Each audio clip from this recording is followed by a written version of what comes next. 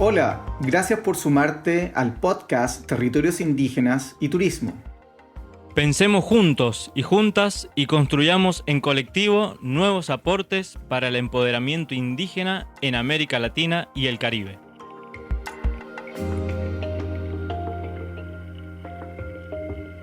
Un gusto saludarles para un nuevo episodio de Territorios Indígenas y Turismo. En esta ocasión con dos amigos de invitado, pero primero los saludo a Jean-Philippe. ¿Cómo estás, Jean-Philippe? Hola Rubén, súper bien y contento porque hoy día vamos a hablar de algo muy especial que está sucediendo en el norte de Argentina, en Misiones, con dos viejos amigos que yo prefiero que tú los presentes y que luego ellos se puedan presentar también. Bueno, muy bien, vamos a hablar un poco de educación intercultural y de todo lo que lo rodea, ¿no? A ese mundo de la educación intercultural que es muy amplio y que nos acompaña en todo lo que tiene que ver con los territorios indígenas y el turismo, que es el tema central de este podcast. Hoy tenemos de invitados a el gran amigo Claudio Salvador y a Viviana Basigalupo. Está bien, ¿no? El apellido, Vivi. Lo dije bien. Sin Perfecto. machete. Bueno, ¿cómo están? Qué gusto saludarles. Me gustaría que cuenten, se presenten un poquito ustedes y que nos cuenten sobre lo que están haciendo allá en Misiones, en el noreste de Argentina, como dijo Jean-Philippe. Bueno, mi nombre es, Viviana, Vivi, me dicen todos. Soy docente, hace más de 37 años que soy docente. 38. Soy profesora y licenciada en letras, especialista en alfabetización intercultural y bueno, desde este año estoy a cargo de la dirección del Instituto Superior Indígena Raúl Caray Correa, que comenzó sus actividades académicas precisamente este año, ¿no? Después de un largo proceso de proyecto y presentar el proyecto y lograr finalmente que nos apruebe. Bueno, yo soy Claudio Salvador, como bien decía el amigo Rubén, y JP, como le decimos, Jean-Philippe. Eh, no voy a decir cuántos años, pero tengo muchos calendarios encima ya transcurridos, y mi tarea dentro del instituto, además de haber sido uno de los impulsores del instituto, porque fuimos un equipo grande entre gente indígena y gente no indígena.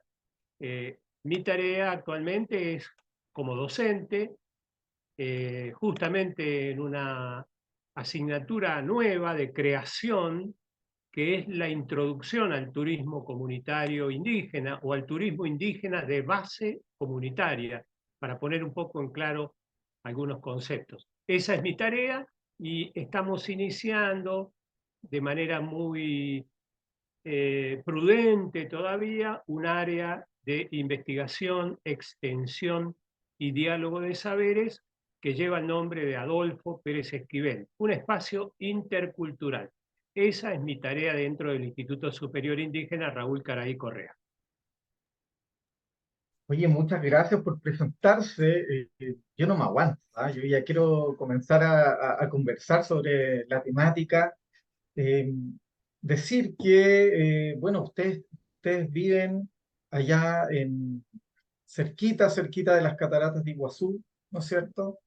Territorio del pueblo guaraní, ¿cierto? Que está dividido ahí en tres países, tienen ahí varias problemáticas también, pero que enfrentar. Y sería interesante que ustedes nos puedan contar cómo el turismo es visto por las comunidades del pueblo guaraní y cuáles son los desafíos actuales, porque yo creo que sería interesante partir desde eso y luego que nos vayamos a conversar y que nos expliquen el porqué de esta escuela, que yo la celebro, ¿ah? Es interesante que sepan los auditores que esta escuela ha sido considerada como una buena práctica de turismo indígena a nivel internacional. fue incluida en este compendio de buenas prácticas de turismo indígena publicado por la OMT y por WINTA a inicios de este año. Así que, bueno, son muchas cosas las que están sucediendo ahí. Y partamos con eso. ¿Les parece que nos pueden explicar todos los desafíos que hay en el territorio, en ese territorio guaraní? Sí, en principio lo que quería decir es que el territorio guaraní, como todo pueblo, nación transnacional preexistente a la creación de los estados, y esta rama lingüística eh, del tupí está abarcando actualmente distintas regiones de Bolivia, Paraguay, Brasil y la Argentina. Y en la Argentina, distintas parcialidades del pueblo guaraní indígena originario están ubicadas no solamente en el nordeste, donde estamos nosotros, en la comarca de las Cataratas del Iguazú, sino también en la provincia de Salta y de Jujuy, que es el noroeste argentino, límite también con Bolivia y con la República de Chile. O sea, es uno de los grandes grupos preexistentes, indígenas, y como digo, ahora abarca este territorio tan inmenso que es principalmente uno de los grandes desafíos, ¿no?, del instituto, porque también nosotros estamos tratando, intentando de abrazar a jóvenes en principio de Brasil y de Paraguay para que vengan el año próximo a estudiar al instituto, y porque no hay diferencia, porque se entienden los grupos, como decía, Mbga guaraní, Abá guaraní, Paita Viterá, que son distintas parcialidades, Ayé inclusive, se entienden en su lengua, tienen una identidad común, y esa identidad común es la que enriquece los contenidos de todas las asignaturas, de todas las áreas en las que se está trabajando en el instituto. Entonces, esto quería aclarar con respecto al territorio guaraní como pueblo-nación transnacional. Sí, y bueno, y con respecto al turismo, estamos ubicados en una zona de turismo masivo, extractivista, ¿no? Y bueno, la formación que ofrece el instituto es una alternativa para las comunidades para que puedan desarrollar, llevar adelante un turismo comunitario, propio, genuino, y que sea autogestionado, que sea llevado adelante, comercializado, acordado, que nuestros futuros profesionales técnicos puedan negociar en el campo del turismo en un plano de equidad, ¿no? de simetría. Y me atrevo a decir que comunicado también desde los pueblos indígenas, porque para nosotros el turismo es como, digamos, la máxima expresión del diálogo de saberes, del diálogo de antiguas creencias, conocimientos, y es la herramienta el turismo para que esa resistencia de los pueblos indígenas se vea reflejada en experiencias que seguramente tendrán a sus seguidores, a sus clientes, si queremos llamarlo desde una mirada más comercial, porque el planeta está necesitando este tipo de mensajes de reconciliación con los saberes ancestrales, y está necesitando este mensaje que diga que aún tenemos una oportunidad, la humanidad, de portarnos mejor como se portaron con las áreas naturales, nuestros pueblos indígenas. Cuando digo nuestros, lo digo con mucho respeto, con esas áreas naturales, con esa biodiversidad desde hace milenios, ¿no? O sea, una mirada más biocéntrica del turismo, más humanística, que realmente motive a las personas, a una parte de las personas de ese turismo masivo, extractivista, al cual por supuesto no nos podemos oponer, pero sí podemos mostrar que hay otra corriente, y en esa corriente estamos intentando con todas nuestras fuerzas y con todos nuestros con todas nuestras inspiraciones queremos ahí, sumarnos en esa corriente. Y en este sentido, bueno, lo que diferencia a este instituto superior de otros institutos convencionales es que por un lado fue diseñado desde la cultura y la cosmovisión indígena por un equipo intercultural, desde las bases, ¿no? O sea, a diferencia de otras instituciones educativas interculturales y bilingües que han nacido de arriba hacia abajo, ¿no? Un gobierno, una iglesia, una ONG, una fundación, presenta el proyecto y se lo presenta a la comunidad. Nosotros hicimos el camino inverso. Desde las bases, desde la misma comunidad, aprovechando toda nuestra experiencia y el aprendizaje a través del proyecto MATE, bueno, todo eso lo volcamos en este proyecto, que hoy es una realidad, y un instituto que se posiciona en una educación intercultural, donde se plantea precisamente este diálogo de culturas, y es bilingüe, porque ambas lenguas son protagonistas, así como ambas culturas, ambas lenguas están presentes en el aula para la construcción de los conocimientos. Y todo un desafío ese camino de ir de abajo hacia arriba, ¿no? Pero antes de meterme en eso, les iba a preguntar por qué hay ahora en esa zona de turismo comunitario, de turismo indígena, actualmente cuál es esa otra corriente, ¿no? Entiendo que, como decían, lo mayoritario o lo que más presencia tiene es lo masivo, lo extractivista, pero ¿qué hay actualmente de esa otra corriente en ese territorio? Bueno, está creciendo una ola, una onda, dicen los brasileños, ¿no? Olla a onda, dicen los brasileños. Está creciendo esta corriente del turismo rural de base comunitaria, que no siempre es llevado adelante por una organización, sino por redes o caminos, otra manera de hacer el asociativismo. Esto está creciendo en la provincia de Misiones y especialmente en Iguazú, porque aquellos que conocen las cataratas y que se sacan una hermosísima foto, porque realmente esos 275 saltos son algo maravilloso, no hay ninguna duda, esas personas también dicen, bueno, quiero conocer la cultura local. Entonces hay campesinos que están comenzando a prestar esos servicios y hay en la provincia, a distancias disímiles, diría yo, hasta 4 o 5 horas de viaje desde las cataratas del Iguazú, alrededor de 15 experiencias que tienen cada una sus particularidades y que tienen la relación con la selva, otro tipo de relación, ¿no? Conocer las especies, conocer la relación espiritual inclusive que existe entre los pueblos indígenas y la selva, con las medicinas tradicionales, no poniendo esto en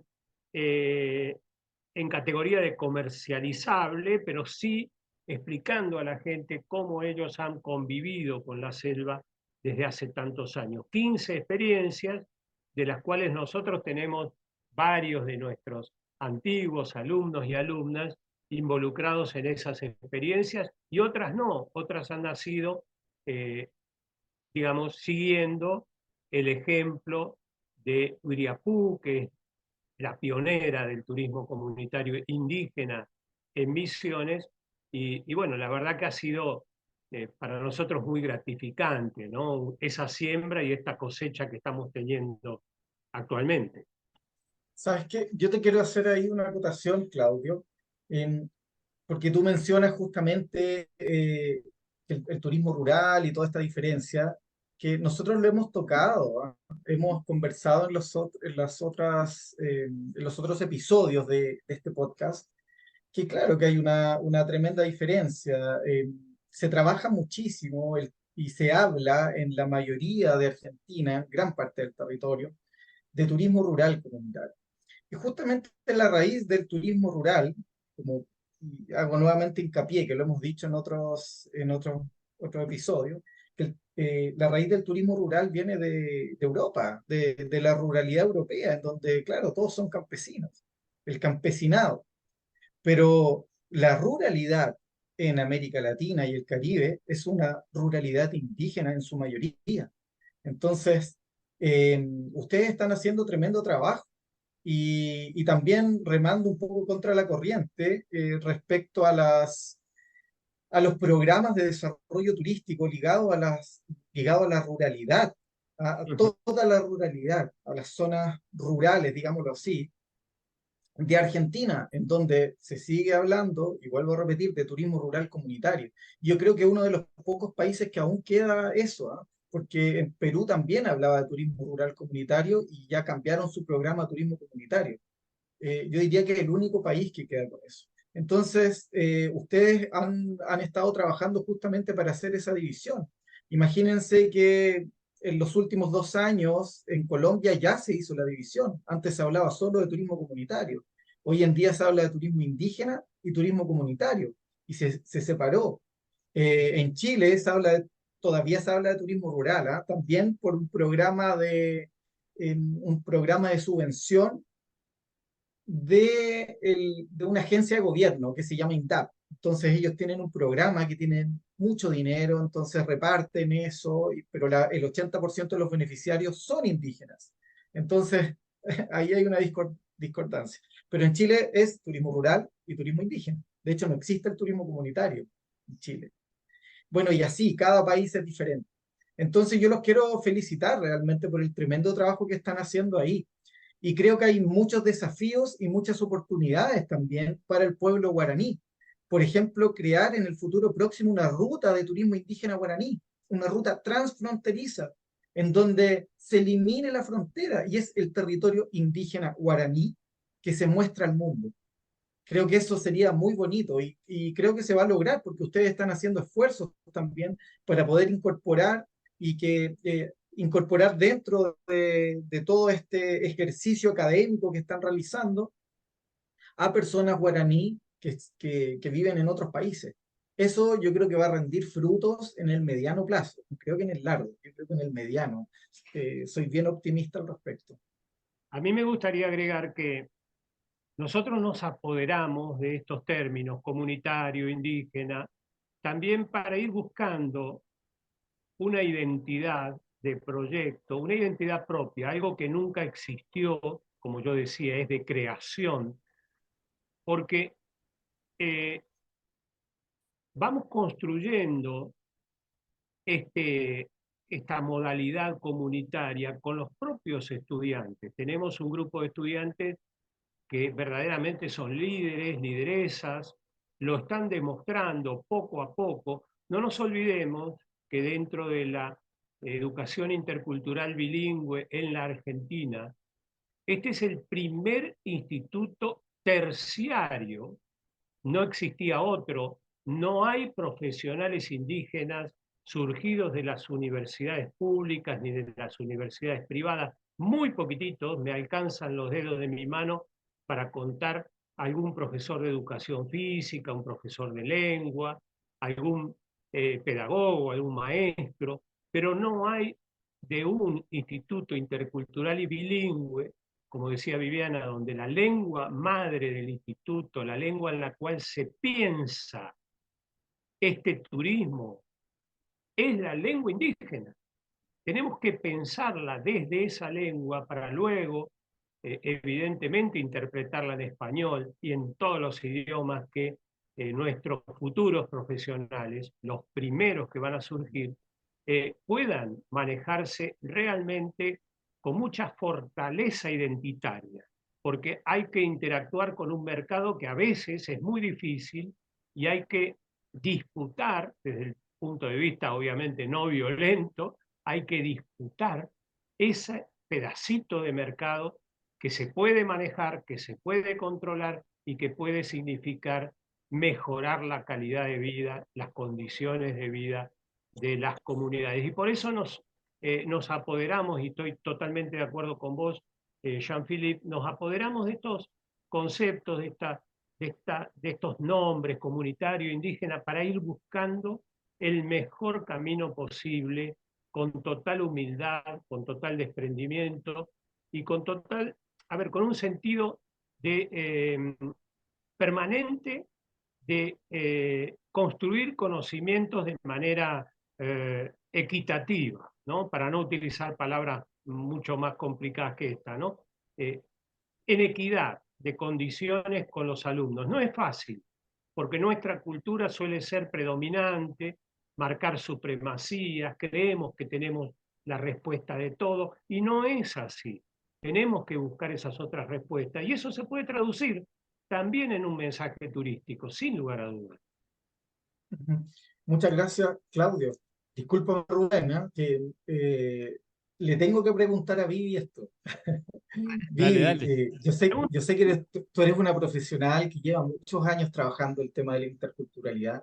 Eh, me encantaría poder visitar en algún momento, bueno, yo los he visitado, ¿no es cierto?, allá en Iguazú, pero me gustaría poder visitar todo esto que están realizando y que están llevando a cabo eh, eh, en este momento, que creo que es un proyecto maravilloso. Te quería preguntar, Vivi, el- si es que están incorporando el conocimiento ecológico ancestral guaraní en todo el proceso. Eh, Porque claro, el pueblo guaraní es muy rico, ¿no es cierto? Porque ha mantenido la lengua viva y eso es algo pero maravilloso que muchos otros pueblos ya quisieran. Hay pueblos que hay mucha gente, pero perdieron la lengua. Hay otros que hay solamente 3.000 personas y están a punto de desaparecer. Pero acá, a pesar de todo el proceso colonizador en ese territorio que ha sido avasallador y que hoy en día también enfrenta muchas cosas, inclusive el Parque Nacional, ¿no es cierto?, que llegó y se montó y no pensó en la gente que estaba ahí, sino que llegaron y pusieron un Parque Nacional que es famosísimo, que tiene unas cataratas maravillosas, pero nos olvidamos que ese tremendo atractivo es un atractivo del pueblo guaraní, porque está en su territorio. Y eso es lo que sucede en muchos territorios a lo largo del mundo. Yo diría que la mayor cantidad de atractivos turísticos se encuentran en territorios indígenas. Y la cultura, lo más rico, lo que atrae a las personas, también son indígenas. O sea, eh, eh, la verdad es que muy pocas veces nos ponemos a pensar así, pero hay que tener una mente un poco descolonizadora para darse cuenta que esa es la realidad, ¿no? Y aquí con el turismo indígena lo que hacemos es cambiar el actor principal. No es la industria turística que llega a los territorios a llevar gente, es el indígena que se apodera y que decide utilizar el turismo para su beneficio. ¿Cómo lo ves tú, Viviana? Sí, nosotros hace un rato yo mencionaba, y Claudio también, el diálogo de saberes, el diálogo de culturas, ¿no? En la construcción de conocimiento. Hay determinadas materias en las cuales se ponen en juego eh, saberes de nuestra cultura y saberes de la cultura indígena, y en esas materias se trabaja con una pareja pedagógica intercultural, es decir, un docente indígena y un docente no indígena. Entonces, por ejemplo, se entra en la selva, ¿no? Se entra en el monte, y bueno, esta planta que para nosotros tiene un nombre científico, tiene determinadas características, generalmente también científicas, para la cultura de guaraní tiene una significación espiritual y tiene determinadas características que muchas veces coinciden y otras veces suman, ¿no? Es decir, son dos culturas que son muy diferentes, pero que si se las trabaja de manera intercultural, pueden ir complementándose, haciendo un entramado de saberes para generar o para producir este conocimiento, un conocimiento nuevo intercultural, ¿no? Es decir, nosotros creemos firmemente en poner en valor el conocimiento indígena, que muchas veces por nuestra cultura es menospreciado, ¿no? Cuando se habla de indígenas se piensa generalmente en alguien ignorante, bruto, que no sabe, y sin embargo su cultura tiene una gran sabiduría, de la cual nosotros deberíamos, en muchos casos, y especialmente en lo que vos mencionabas, ¿no? El cuidado del ambiente, nosotros deberíamos aprender, ¿no? Un indígena, un guaraní, cuando va a sacar una fruta de un árbol le pide permiso al árbol. Nosotros extraemos, ¿no? Le sacamos, despojamos al árbol de la fruta y le sacamos a veces más de lo que necesitamos, ¿no? Entonces, estas cuestiones son importantes, ¿no? Todo lo que es la epistemología, el conocimiento, el saber de la cultura indígena puesta en valor, valorada, puesta en un lugar de relevancia y a la misma altura que nuestro conocimiento, con los conocimientos de nuestra cultura. Que no es fácil, ¿no? Porque uno lo dice así y pareciera que es una cosa ideal. En la realidad suele ser bastante conflictivo, no es sencillo de llevar a cabo. La interculturalidad no es fácil, genera conflictos, pero la cuestión está en la actitud que cada uno tenga de respetar al otro, de aceptar que el otro es diferente, pero que esa diferencia no implica un valor, no implica un juicio de valor, sino que el otro es diferente y esa diferencia me puede enriquecer, yo puedo aprender, y si esa diferencia no la comparto, bueno, la respeto, ¿no? Así como el otro tendrá que también respetar mis puntos de vista o mis ideas, que muchas veces, mi forma de ver el mundo, que obviamente son muy distintas, muy diferentes. Totalmente, pero qué importante. Y quisiera destacar lo importante de la educación, ¿no? Dentro del turismo comunitario, el turismo indígena, porque claro, la mayoría de las veces, si uno piensa en educación, piensa inmediatamente en capacitaciones, ¿no? Que se dan en el turismo comunitario o en el turismo indígena, de consultores que vienen de afuera, en estas simetrías, ¿no? Que hay de arriba hacia abajo. Y la idea y pensar la educación desde un instituto de formación, ¿no? Desde la visión de los territorios, desde la visión indígena, me parece algo Otra vez se totalmente ha novedoso, congelado un poquito.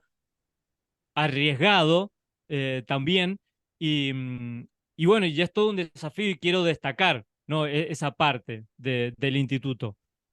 Yo quiero agregar algo más, que creo que lo que están haciendo aporta muchísimo a la descolonización, porque hasta el día de hoy, ¿qué sucede? Que los indígenas que querían estudiar turismo, y voy a hablar de manera en general, ¿verdad? Porque yo creo que es muy revolucionario lo que están haciendo.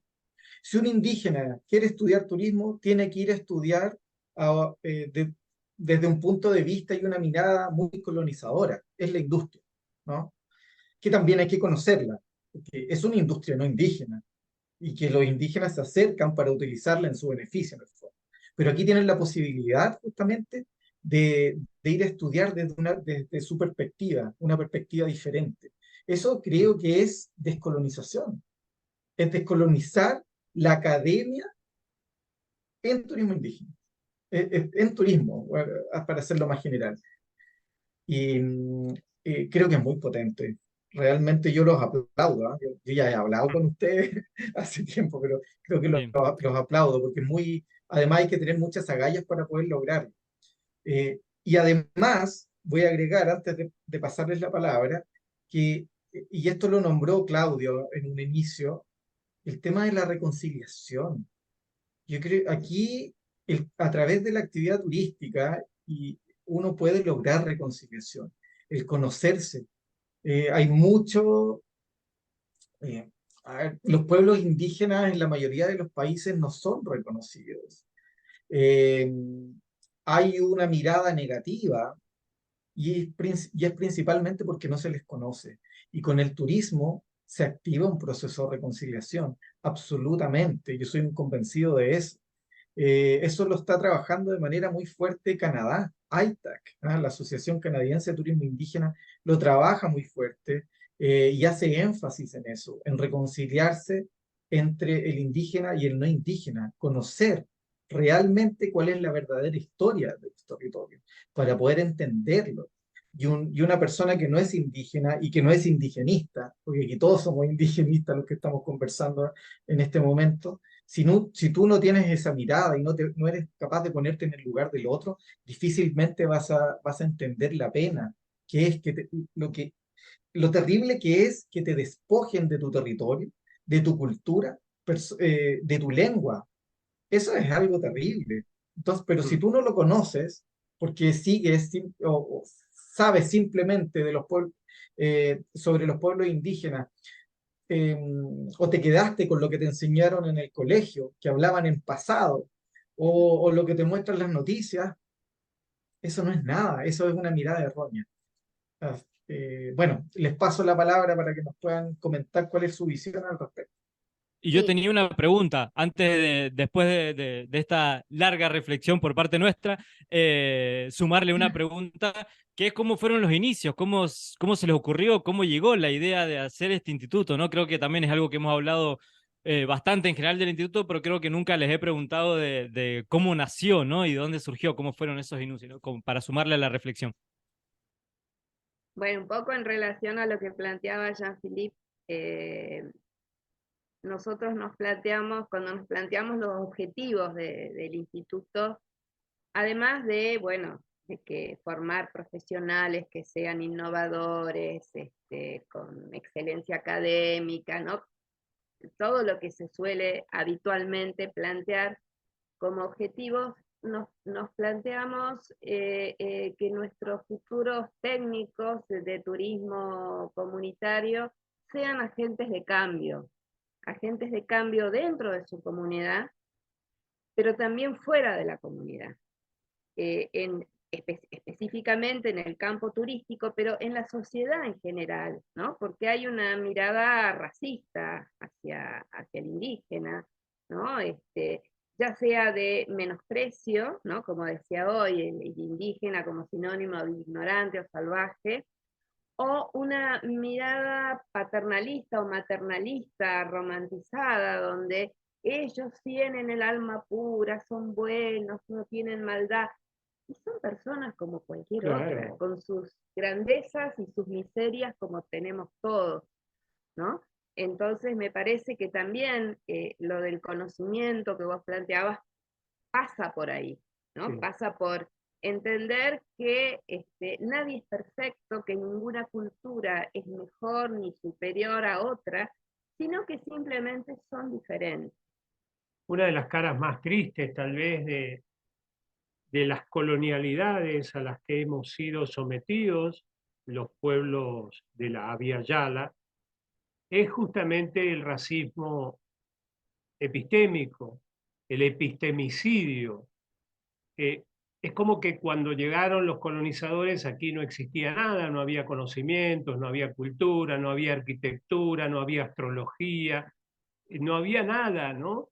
Esto ya le había pasado a Europa, que inicia esta campaña de colonización, ya había pasado ya con los pueblos árabes, con los pueblos de Oriente, cuando negaron la existencia de toda esa sabiduría, ¿no? Del Al-Ándalus y de todo aquello que evidentemente es madre de todas las culturas. Entonces, este epistemicidio, yo creo que este racismo que dice Viviana, y que de alguna forma lo decía también Jean-Philippe, es algo que nos ha hecho demasiado mal.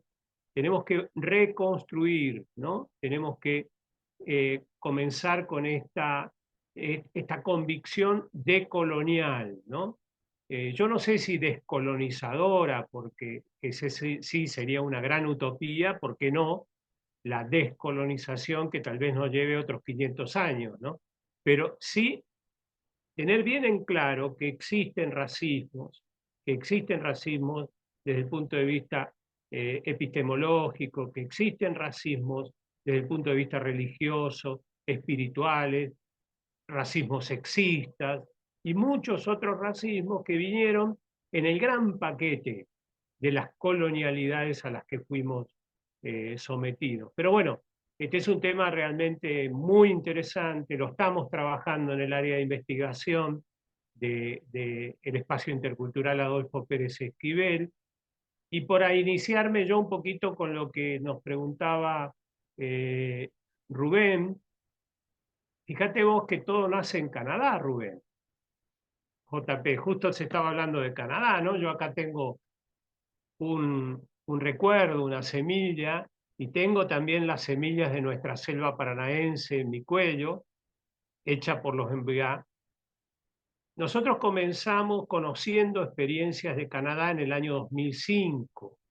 Del año 2005 al 2008 tuvimos un entrenamiento muy fuerte junto a un instituto del Canadá que se llama Niagara College y con el cual aprendimos muchísimo, conocimos pueblos indígenas en distintas provincias, viajamos con nuestros compañeros indígenas que no están acá, después vamos a decir por qué no están en esta charla de hoy, pero ya van a estar. Viajamos, conocimos pueblos en Ontario, en Saskatchewan, en Regina, en la Columbia Británica. Nos fuimos nutriendo de una experiencia muy interesante y ellos mismos nos decían que nos podían explicar muchas cosas, que nos podían contar sus tragedias y también sus grandes avances, pero que nosotros debíamos transitar nuestra propia experiencia. Así que ahí comenzó, como bien decías vos, Rubén, con capacitaciones, con encuentros, un proceso que nos llevó a comprometernos como cultura predominante, nos comprometimos a ir avanzando hacia distintos niveles educativos hasta que llegamos aquí, después de, fíjate vos, ¿no? Estamos hablando de 18 años de transitar un larguísimo camino y que, bueno, hoy tiene sus resultados en el instituto, que como bien va a explicar Vivi, se trata de un instituto público, es decir, estamos dentro del sistema educativo. Esta es otra cosa que mucha gente no comprende. ¿Cómo dentro del sistema educativo? Si el sistema educativo es colonializante, es arbitrario muchas veces, es burocrático, verticalista. ¿Cómo hacen ustedes dentro del sistema educativo para poder crearse su espacio, pelear ese espacio? Y bueno, para eso es encontrar los intersticios que tiene el sistema, ¿no? Ponerle mucho empeño, a veces ganar con el hecho consumado, o sea, hacemos y que después nos digan, y bueno, ya está hecho. Y bueno, y también negociar a veces, ¿no? Por ejemplo, con el diseño de la carrera, bueno, nosotros teníamos un primer diseño que hubo que meterlo dentro de la estructura que propone el Ministerio de Educación. Y bueno, fue un trabajo arduo, pero logramos meterlo sin que pierda nada de su esencia. Y debemos decir que nos trataron muy bien. En ningún momento nos pusieron obstáculos. Es decir, que hay que animarse, porque el derecho indígena es muy claro. El convenio 169, la Declaración de los Derechos Indígenas de Naciones Unidas, los distintos instrumentos que los países han ratificado mediante leyes, como es el caso de Argentina, están. Hay que tomar esos derechos y, por supuesto, llevarlos a la práctica con convicción y no hay problema. El tema es que, bueno, es mucha gestión, es muchísima gestión y, bueno, estamos en el primer año y podemos decir que hemos avanzado. No, por supuesto, nos falta aprender muchísimo, tal vez algunos errores todavía a cometer, creo que sí, para aprender de esos errores y seguir diciéndole al sistema que nosotros somos, de alguna forma, esta punta de lanza, hablando también con un sentido ancestral, ¿no? Esta punta de lanza, que somos ese arco y flecha que ya prácticamente no sirve para cazar, pero sí somos, yo le digo a mis alumnas y alumnos, los cazadores y las cazadoras Le digo, ustedes están saliendo a cazar en otra selva. Esto me lo enseñó Rufino, un cacique indígena. Esta es la nueva selva, es una selva diferente. Ya no tenemos animales como antes para cazar, ya no tenemos pesca para pescar, ya no tenemos miel para recolectar. Se ha terminado casi todo, pero aún está el derecho, y el derecho a la educación y el derecho a poder gestionar su propia educación está consagrado en la Constitución Nacional Argentina y en las leyes que acabo de nombrar. Entonces, hay que tomar esas herramientas. Ese es el nuevo arco y flecha que hay que utilizar para volver a encaminar un camino, lo decíamos esto ya en el año 2006, 2007, un camino de regreso. En algún momento nos separamos de nuestras culturas primigenias, de nuestras culturas preexistentes. Volvamos a ver dónde nos encontramos nuevamente y cómo podemos comenzar a construir juntos. Y así estamos, en eso. Súper bien, qué bonitas palabras. Bueno, aquí todos compartimos el mismo sentimiento, ¿eh? Y todos trabajamos, bueno, nos levantamos cada mañana y esto no es un trabajo, o sea, todos necesitamos un sueldo para vivir, ¿no?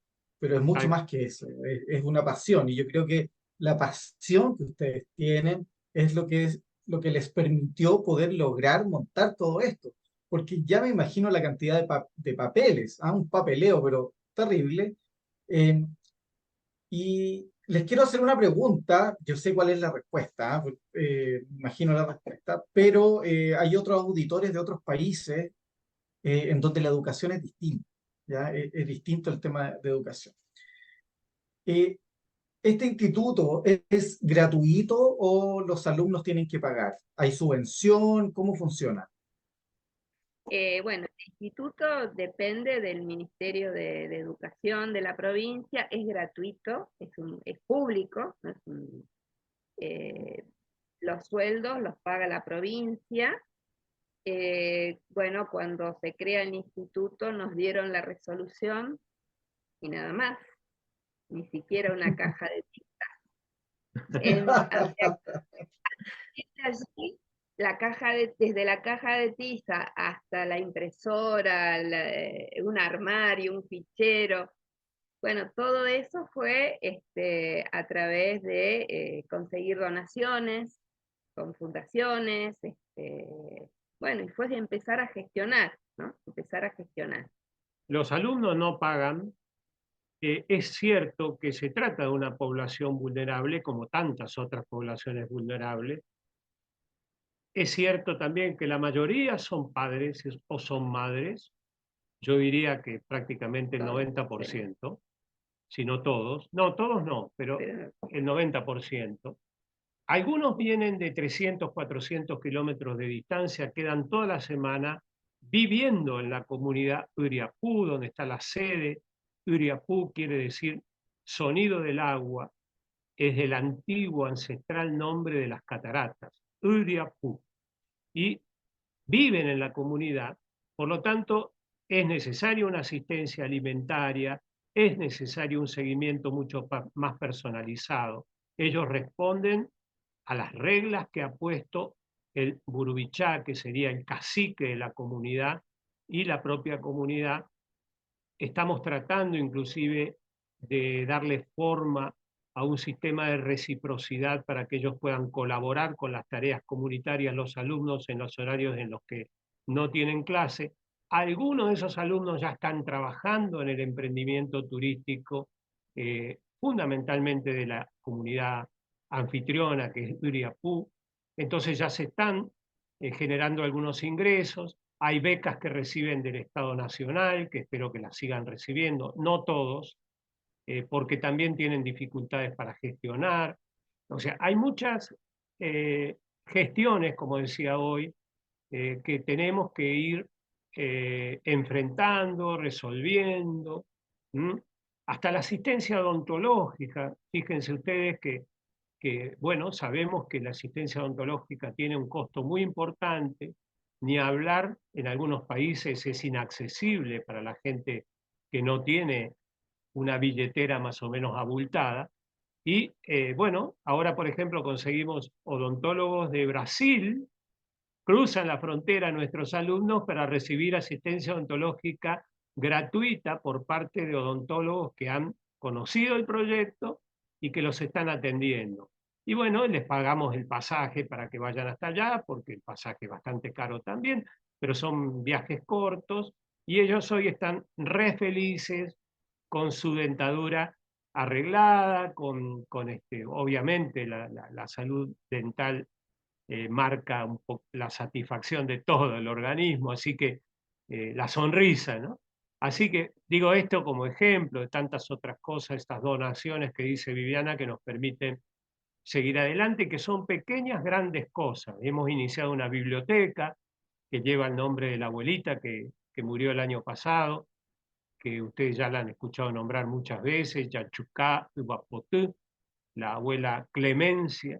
Hemos iniciado una biblioteca que tiene, no sé, pero ¿cuántos volúmenes Y tiene? ya tiene más de 150 por ahí. 150 de donaciones, gente que se acerca con libros, la Biblioteca Nacional Argentina nos mandó libros, el Ministerio de Turismo nos mandó libros, Ministerio de Educación también. el Oye, Ministerio de oiga, Educación.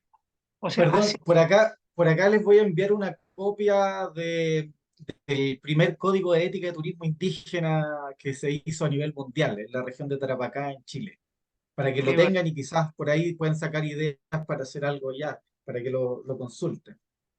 qué maravilloso. Y bueno, y redondeando lo que decía Rubén, ¿no? Eh, yo creo que es una cuestión de animarse con respecto de encontrar ese espacio en la educación, que hay una obligación, hay una manda legal de hacerlo, pero que tal vez, como seguimos creyendo, estamos convencidos, muchos de nosotros, de que nuestra cultura no tiene ningún tipo de falla, que somos perfectos, cosa que no lo es, lo decía muy bien claramente Viviana. Y lo mismo con el turismo. A veces vemos que gente que trabaja en turismo piensa que ese formato de turismo, que eso que da dinero, está todo bien, entonces ¿por qué vamos a apostar por otro turismo indígena si ellos pueden ganar dinero haciendo lo que hacen los demás, ¿no? Y bueno, nosotros estamos convencidos de que es necesario que sea un turismo con identidad, porque además ese turismo está al servicio de su fortalecimiento identitario, nada más ni nada menos, del fortalecimiento de la lengua, como vos decías, Jean-Philippe. La lengua está viva, la cultura está viva, y es la cultura de la selva de las cataratas del Iguazú. Si vamos a lo concreto, ¿no? Para dar así como dos tips o dos consejos o sugerencias que a nosotros nos han dado muy buenos resultados, yo creo que uno es argumentar con la ley, argumentar con las leyes de cada país, ¿no? Investigar a ver qué es lo que dice la Constitución o las distintas leyes y argumentar con eso. Esa sería una. Y lo otro que podría señalar es dar cada paso juntos con los indígenas. No avanzar nosotros y que ellos vengan atrás, sino avanzar juntos. Si yo doy un paso, el otro tiene que dar un paso, y si no, yo tengo que retroceder y esperar. Esto ha sido uno de nuestros primeros errores. Cometimos el error de avanzar y que ellos nos siguieran. No, al contrario, ahora avanzamos juntos. Y si no avanza, el otro, nuestro compañero, nuestra compañera, como dice Vivi, nos detenemos, reflexionamos, pensamos y después actuamos. Pero nos detenemos primero. Es un poco consultarles qué va a pasar, qué viene hacia el futuro. Eh, y ahí me entra la duda de cómo ha sido tomado por otros pueblos indígenas de Argentina este instituto, esta oportunidad. ¿Tienen pensado incorporar a otros pueblos en el futuro? Me imagino que ahí también hay un cambio de paradigma, porque, y un cambio en la malla, porque como aquí va dirigido específicamente para el pueblo guaraní y también se hacen clases en su lengua materna. Uno, eso, y segundo, también está causando, me imagino, bastante revuelo a nivel internacional. Entonces, probablemente en el futuro próximo también van a haber estudiantes o personas indígenas de otros países que van a querer ir. Yo creo que algo puede pasar, ¿ah? Quizás se va a crear otra carrera, una carrera un poquito más abierta. No sé, ¿qué piensan ustedes? ¿Han hecho esa pregunta? Sí, yo creo que, bueno, sería un gran desafío porque estaríamos hablando de una interculturalidad Ampliada. ampliada, Sí. más abarcadora. Hay un caso interesante, Viviana. Ujú. Hemos conversado con el cacique general de la nación Macá. La nación Macá es una nación preexistente en el Chaco paraguayo. Quedan muy pocos Macá. La lengua Macá está prácticamente en extinción, pero ellos hablan el guaraní como todos los paraguayos y están en pequeñas comunidades, en las ciudades, porque son muy buenos mercaderes, ellos son vendedores ambulantes, se los suele ver por aquí, tal vez Rubén los haya visto, vos, Jean-Philippe, con sus plumas, muy adornados, eh, una gente maravillosamente silenciosa. Bueno, y el cacique general Macá, que es Mateo Martínez, está estudiando la posibilidad de que dos de sus jóvenes vengan a estudiar al instituto. Ahora, claro, eh, como vos decís, Jean-Philippe, el haber comenzado con cierta prudencia este tránsito intercultural y bilingüe con la lengua indígena, con una reivindicación de la lengua indígena también. Esto significa, bueno, ir un poquito cautelosos hasta que estemos bien consolidados, ¿no? Y después, qué lindo que sería. Tenemos acá vecino, un país que tiene, creo que más de 40 o 50 pueblos indígenas, Colombia ni hablar, si no me equivoco, Chile tiene como 11 o 12 naciones indígenas. Hoy sería tan lindo. Y la Argentina mismo tiene 38 lenguas vivas, 38 lenguas vivas, ¿no? Así que imagínate vos qué lindo que sería. Sí, yo creo que en eso hay que dar pasos lentos pero firmes, ¿no? A veces cuando uno inicia algo nuevo, algo que es innovador, empieza con tantas ganas que se quiere comer el Sí. mundo y ahí es donde uno se puede equivocar, ¿no? Entonces yo creo que, bueno, vamos avanzando de a poco, ¿no? Y a medida que las cosas se van dando. Y para complementar también, porque hace poco tuvimos una reunión con el Premio Nobel de la Paz, Adolfo Pérez Esquivel, que es uno de nuestros grandes impulsores también de la última etapa de creación del instituto, desde el año 20 hasta ahora. Y Adolfo quería, nos pidió inclusive, ustedes tienen que organizar el tercer Congreso de las Lenguas. Lo tienen que hacer ustedes en el instituto. Tomen ustedes la palabra. Claro, es tan lindo, pero Adolfo tiene 92 años, cumplidos el pasado domingo 26 de noviembre, y claro, él tiene esta expectativa. Nosotros creo que no estamos todavía, pero lo estoy diciendo aquí porque sé que esto lo escucha y lo ve mucha gente, y bueno, qué lindo que sería un congreso de las lenguas, ¿no? Que de alguna forma es ese congreso que se paró frente al Congreso de la Lengua Española, hispánica en realidad, que se hizo, En Rosario. que se hizo en Rosario hace algunos años atrás, que en realidad solo involucraba a la lengua española y creo que la lengua portuguesa, pero ninguna otra de las lenguas. Y acá está el epistemicidio que hablábamos hoy, ¿no? ¿Dónde están esas lenguas? ¿Quién reconoce esas lenguas?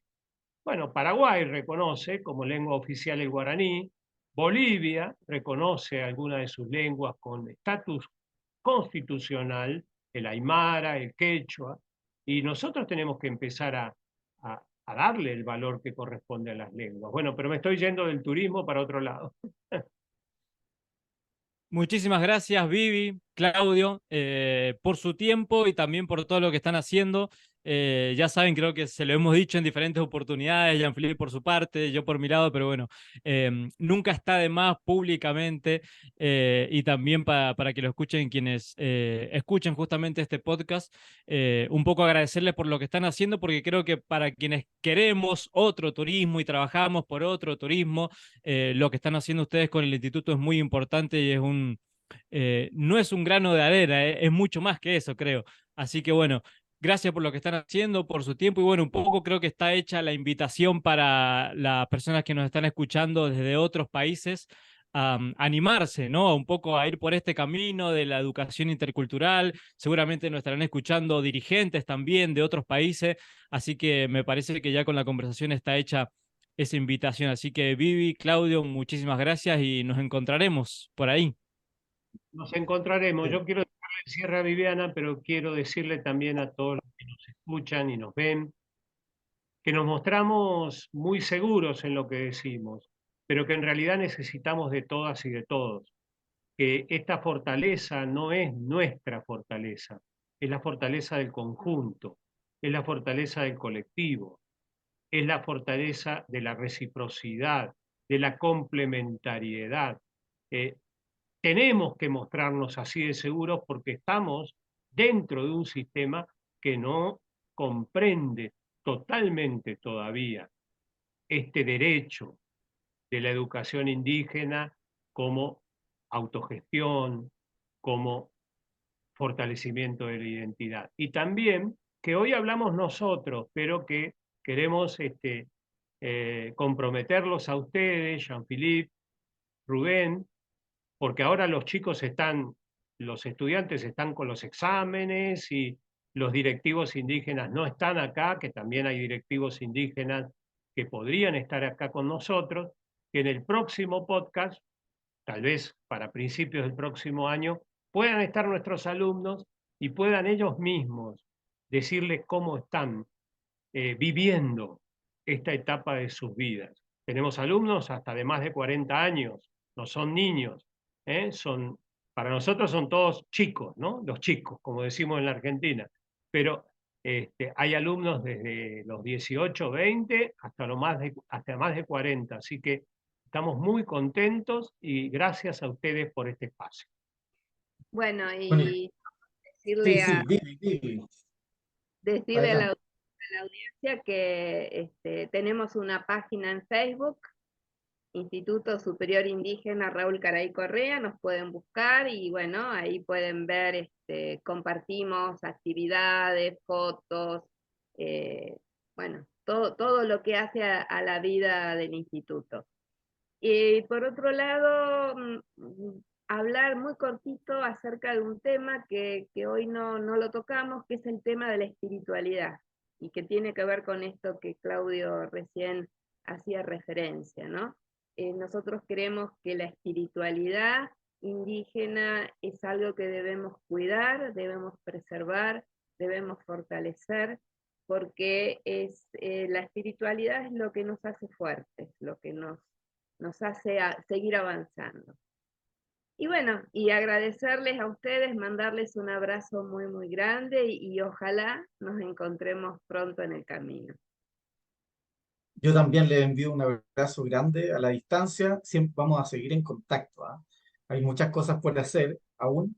Y, y bueno, yo estoy en un proceso también de descolonizar los territorios, ¿ah? Y simplemente con la toponimia.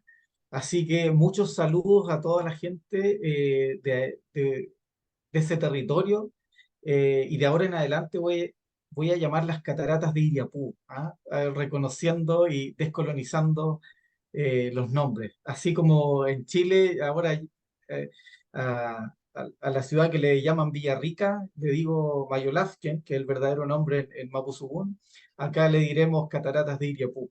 De a poco vamos descolonizando. Hay algunos territorios y destinos turísticos que se han descolonizado, como la isla de Rapa Nui, como Haida, Hawái en Vancouver, y así otras. Así que es un camino también que hay que recorrer a través de la actividad. Un abrazo, amigos, muy grande también, un gran saludo a los auditores y bueno, nos encontraremos en otra oportunidad. Si te gustó este episodio, te invitamos a compartirlo y seguirnos para no perderte el próximo encuentro con más invitados y reflexiones en torno a territorios indígenas y turismo.